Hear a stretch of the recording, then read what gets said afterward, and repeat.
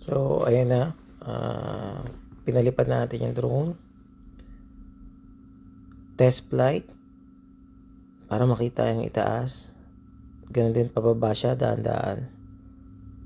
Siyempre, kailangan iwasan yung mga pwedeng iwasan para hindi kayo bumangga. Yan, kung nakikita nyo, kinokontrol ko siya gamit ng remote control.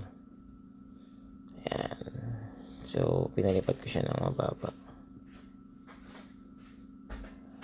So, sa may bakante dito bro, sa gitna. oh.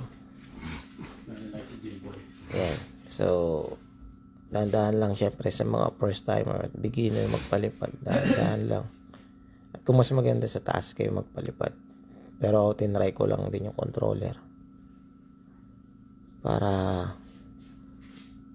ma-practice nyo. Oh, nakita nyo naman muntik na. Kaya kailangan mag-iingat.